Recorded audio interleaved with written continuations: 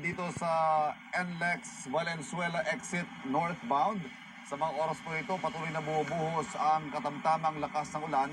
Pero ang magandang balita po, itong iniulat natin kanina na tubig na umaabot na sa gitna, yung tumataas ulit ang tubig dito sa bahagi ito ng northbound lane ay nawala na. Kaya naman dire-diretso na ang takbo ng mga sasakyan. Pero mga kapuso lalo na yung mga motorista bibiyahe po dito ngayon, magdahan-dahan po muna tayo dahil mula sa aking kinatatayuan, may nakikita tayo mga potholes, mga malalaking lubak. Ilan na yung nakita nating halos tumalbog ang mga sasakyan pag nadadaan dyan na medyo may kabilisan dahil nga po yan sa nangyari mga pagbaha nitong nakalipas na mga araw. Dito rin po sa northbound lane, wala na tayong nakikitang mga sasakyan, yung mga stalled vehicles, mga tumirik na sasakyan mula kaninang madaling araw o kagabi. At naitaw na po lahat.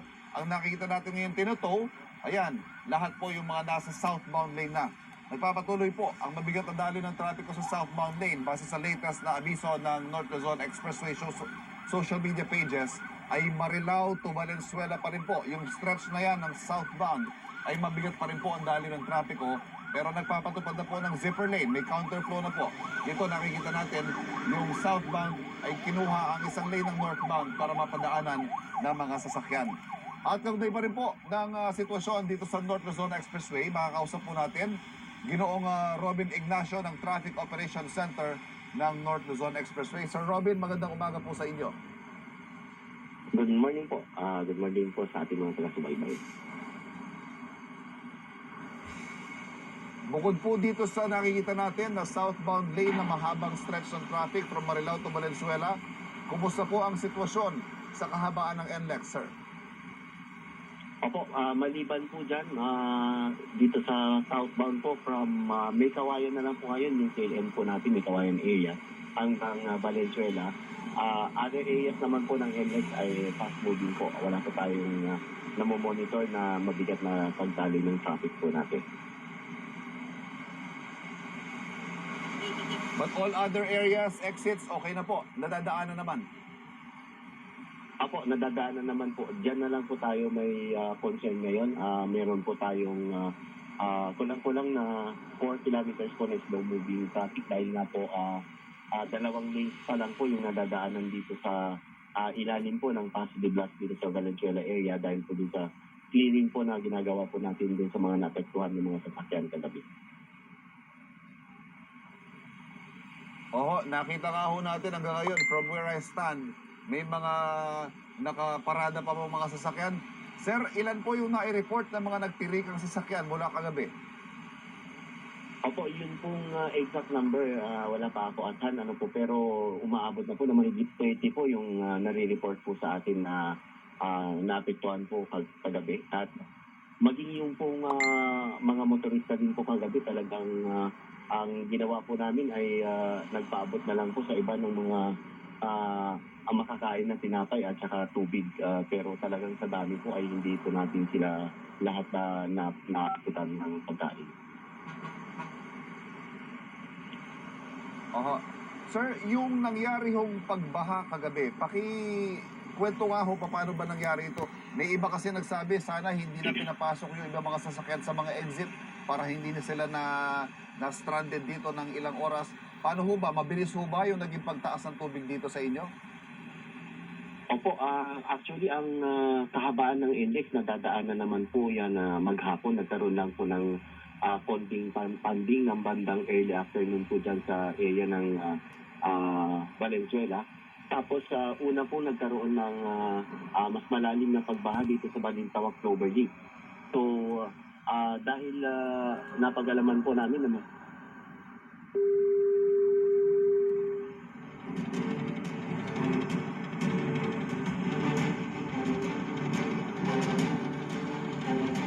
Naputol po ang ating linya ng komunikasyon. Susubukan po nating tawagan ulit si Ginoong Robin Ignacio.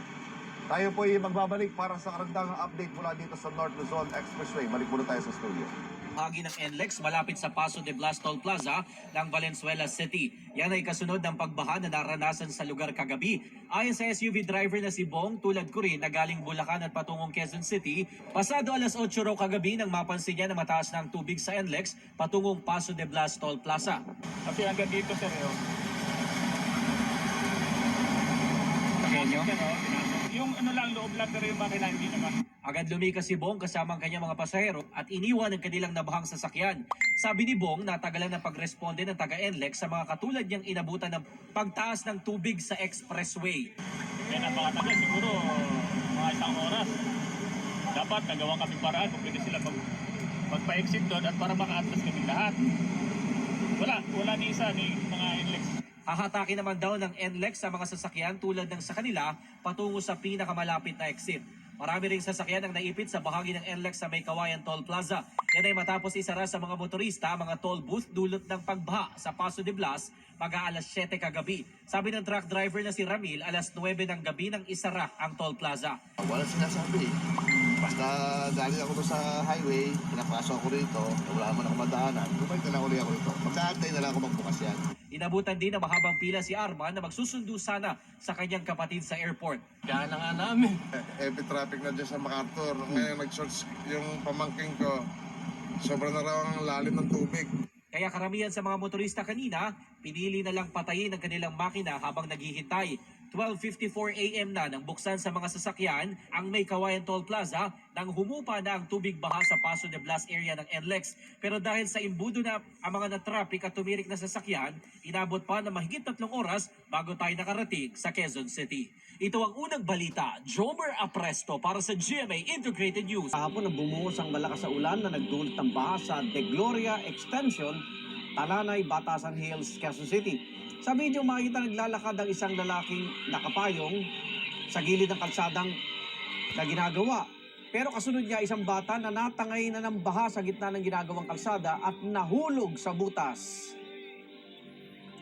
Sa tulong ng mga kapitbahay, naikyat naman agad ng amang kanyang anak sa gilid ng kalsada na nakainom ng tubig at sinugod sa malapit na health center para matignan ang kanyang lagay. Sa ngayon, ligtas sa buong mag-ama at nasa kanilang tahanan. Nakuna ng netizen na si Chris Bitoon ang maladagat na sitwasyon sa Don Fabian Street, Barangay Commonwealth Avenue sa Quezon City. Lampas tuhod ang baha na sinuong ng mga estudyante na pauwi. Hindi na nakabiyahe ang ilang pampaserong jeep sa lugar dahil stranded na sa daan. Mula De La Fuente Street hanggang Lacson ay hindi nadaraanan ng mga malilit na sasakyan magmula pa kanina. Samantala, bukod dito ay pahirapan din ang pagdaan ng mga sasakyan, lalo na yung mga maliliit sa northbound lane ng Rojas Boulevard. Yan ay magmula sa may bahagi ng Pedro Hill hanggang dito sa tapat ng US Embassy. Kaya naman kanina inabutan pa natin yung ilang mga sasakyan na nag-counterflow na sa southbound lane nitong Rojas Boulevard. Maging itong service road mula sa may bahagi ng Pedro Hill hanggang Sala Street ay hindi rin nalulusutan ng maliliit na sasakyan. Kasama rin sa mga na-monitor ng MMDA na may mga pagbaha ay ito namang bahagi ng EDSA Taft Avenue kung saan ay may ilang pulgada ring tubig ang na-monitor ng MMDA. Itong Taft Avenue, partikular na itong kanto ng US Avenue, southbound at northbound, ay hindi rin nadaraanan ngayon ng mga maliliit na sasakyan. Maris? Oh, Manny, may nakita lang ako dun sa video kanina na merong parang sumemplang. May mga nakikita kayo dyan na mga otoridad na ready na tumulong, mag-rescue kapag may mga ganong mga sitwasyon. Tsaka meron din bang mga tao na tumutulong din na magbigay ng abiso na talagang baha na rito, wag na kayo ditong dumaan? Yung pagbibigay ng abiso ay may mga nakita tayo dito sa bahagi ng Taft Avenue at ng York Avenue na may mga nakapantay. Pero kanina doon sa Espanya Boulevard, wala tayong inabot doon.